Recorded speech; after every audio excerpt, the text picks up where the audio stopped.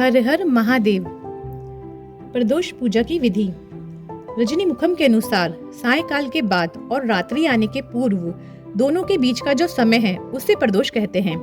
व्रत करने वाले को उसी समय भगवान शंकर का पूजन करना चाहिए। प्रदोष व्रत करने वाले को त्रयोदशी के दिन भर भोजन नहीं करना चाहिए। शाम के समय जब सूर्यास्त में 3 घड़ी का समय शेष रह जाए तब स्नानादि कर्मों से निवृत्त होकर स्वच्छ वस्त्र धारण करके शिव जी का पूजन प्रारंभ करें। भगवान महेश्वर का ध्यान करें। ध्यान का स्वरूप करोड़ों चंद्रमा के समान कांतिवान, त्रिनेत्रधारी, मस्तक पर चंद्रमा का आभूषण धारण करने वाले, पिंगल वर्ण के जटाजूटधारी, नीले कंठ तथा अनेक रुद्राक्ष मालाओं से सुशोभित, वर्धहस्त, त्रिशूलधारी, नागों के कुंडल पहने, व्याघ्र चर्म धारण किए हुए, रत्न जड़ित सिंहासन पर विराजमान शिव जी का ध्यान करना चाहिए। रवि प्रदोष व्रत कथा। आयु वृद्धि, आरोग्यता या चाहो संतान, शिव पूजन विधिवत करो, दुख हरे भगवान। एक समय सर्व प्राणियों के हितार्थ परम पावन भागीरथी के तट पर ऋषि समाज द्वारा विशाल गोष्ठी का आयोजन किया गया। विद्वान ऋषियों की एकत्रित सभा में व्यास जी के परम शिष्य पुराण वेता सूत जी महाराज हरि कीर्तन करते हुए पधारे। सूत जी को देखते ही शौनकादि 88,000 ऋषि मुनियों ने खड़े होकर दंडवत प्रणाम किया। महाज्ञानी सूत जी ने भक्ति भाव से ऋषियों को हृदय से लगाया तथा आशीर्वाद दिया। विद्वान ऋषिगण और सब शिष्य आसनों पर विराजमान हो गए। मुनिगण विनीत भाव से पूछने लगे कि हे परम दयालु, कली काल में शंकर की भक्ति किस आराधना द्वारा उपलब्ध होगी, हम लोगों को बताने की कृपा कीजिए, क्योंकि कलयुग के सभी प्राणी पाप कर्म में रत रहकर वेद शास्त्रों से विमुख रहेंगे। दीन जन अनेकों संकट से ग्रस्त रहेंगे। हे मुनि श्रेष्ठ, कली काल में सत्कर्म की ओर किसी की रुचि न होगी। जब पुण्य क्षीण हो जाएंगे तो मनुष्य की बुद्धि अस्त कर्मों की ओर खुद ब खुद प्रेरित होगी, जिससे दुर्विचारी पुरुष वंश सहित समाप्त हो जाएंगे। इस अखिल भूमंडल पर जो मनुष्य ज्ञानी होकर ज्ञान की शिक्षा नहीं देता, उस पर परमपिता महेश्वर कभी प्रसन्न नहीं होते हैं। हे महामुने, ऐसा कौन सा उत्तम व्रत है जिससे मन वांछित फल की प्राप्ति होती हो, आप कृपा कर बतलाइए। ऐसा सुनकर दयालु हृदय श्री सूत जी कहने लगे कि हे श्रेष्ठ मुनियों तथा शौनक जी, आप धन्यवाद के पात्र हैं। आपके विचार सराहनीय एवं प्रशंसनीय है।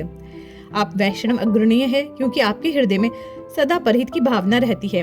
इसलिए हे शौनकादि ऋषियों, सुनो, मैं उस व्रत को तुमसे कहता हूँ जिसके करने से सब पाप नष्ट हो जाते हैं। धन वृद्धि कारक, दुख विनाशक, सुख प्राप्त कराने वाला, संतान देने वाला, मन वांछित फल प्राप्ति कराने वाला यह व्रत तुमको सुनाता हूँ, जो किसी समय भगवान शंकर ने सती जी को सुनाया था और उनसे प्राप्त यह परम श्रेष्ठ उपदेश मेरे पूज्य गुरु जी ने मुझे सुनाया था, जिसे आपको समय पाकर शुभ बेला में मैं सुनाता हूँ। बोलो उमापति शंकर भगवान की जय। सूत जी कहने लगे कि आयु वृद्धि स्वास्थ्य लाभ हेतु त्रयोदशी का व्रत करें। इसकी विधि इस प्रकार है। प्रातः स्नान कर निराहार रहकर शिव ध्यान में मग्न हो। शिव मंदिर में जाकर शंकर की पूजा करें। पूजा के पश्चात अर्ध पुण्य त्रिपुण का तिलक धारण करें। बेलपत्र चढ़ावे, धूप दीप अक्षत से पूजा करें, ऋतुफल चढ़ावे। ओम नमः शिवाय मंत्र का रुद्राक्ष की माला से जप करें। ब्राह्मण को भोजन कराकर सामर्थ्य अनुसार दक्षिणा दें। तत्पश्चात मौन व्रत धारण करें। प्रति को सत्य भाषण करना परम आवश्यक है। हवन आहुति भी देनी चाहिए। मंत्र ओम ह्रीं क्लीं नमः शिवाय स्वाहा से आहुति देनी चाहिए। इससे अभिष्ट फल की प्राप्ति होती है। व्रती पृथ्वी पर शयन करे, एक बार भोजन करे, इससे सर्व कार्य सिद्ध होते हैं। श्रावण मास में तो इसका विशेष महत्व है। यह सर्व सुख धन आरोग्यता देने वाला है। यह व्रत सभी मनोरथों को पूर्ण करता है। हे ऋषिवरों, यह प्रदोष व्रत जो मैंने आपको बताया, किसी समय शंकर जी ने सती जी को और वेद व्यास मुनि ने मुझको सुनाया था। शौनकादि ऋषि बोले, हे पूज्यवर महामते, आपने यह व्रत परम गोपनीय, मंगलप्रद, कष्ट निवारक बतलाया है। कृपया यह बताने का कष्ट करें कि यह व्रत किसने किया और उसे क्या फल प्राप्त हुआ। श्री सूत जी बोले, हे विचारवान ज्ञानियों, आप शिव के परम भक्त हैं। आपकी भक्ति देखकर मैं व्रती पुरुषों की कथा कहता हूँ। एक गांव में अति दीन ब्राह्मण निवास करता था। उसकी साध्वी स्त्री प्रदोष व्रत किया करती थी। उसके घर ही पुत्र रत्न था। एक समय की बात है कि वह पुत्र गंगा स्नान करने के लिए गया। दुर्भाग्यवश मार्ग में चोरों ने उसे घेर लिया और वह कहने लगे कि हम तुझे मारेंगे, नहीं तो तू अपने पिता का गुप्त धन बतला दे। बालक दीन भाव से कहने लगा कि हे बंधुओं, हम अत्यंत दुखी दीन हैं, हमारे पास धन कहाँ है। चोर फिर कहने लगे कि तेरे पास पोटली में क्या बंधा है। बालक ने निसंकोच उत्तर दिया कि मेरी माता ने मुझे रोटी बनाकर बांध दी है। दूसरा चोर बोला कि भाई, यह तो अति दीन दुखी हृदय है, इसे छोड़िए। बालक इतनी बात सुनकर वहां से प्रस्थान करने लगा और एक नगर में पहुंचा। नगर के पास एक बरगद का पेड़ था। बालक थक कर वहां बैठ गया और वृक्ष की छाया में सो गया। उस नगर के सिपाही चोरों की खोज कर रहे थे कि खोज करते करते उस बालक के पास आ गए।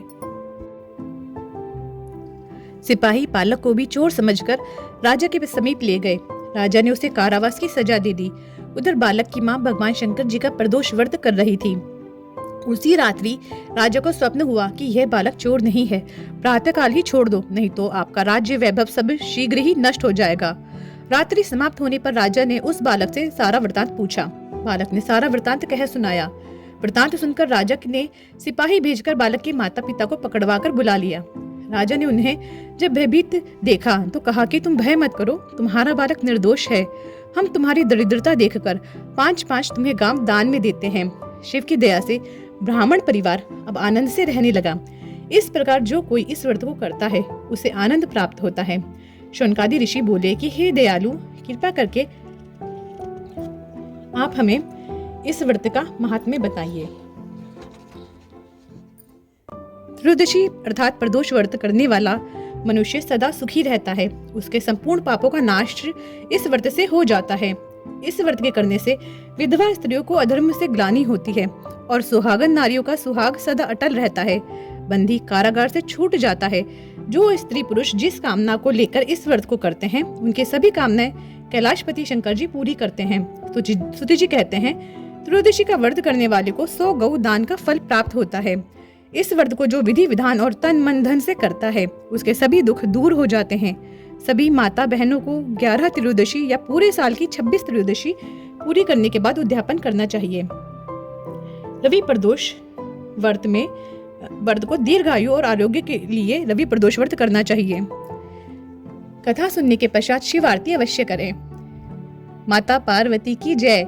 शिव शंकर भोलेनाथ की जय।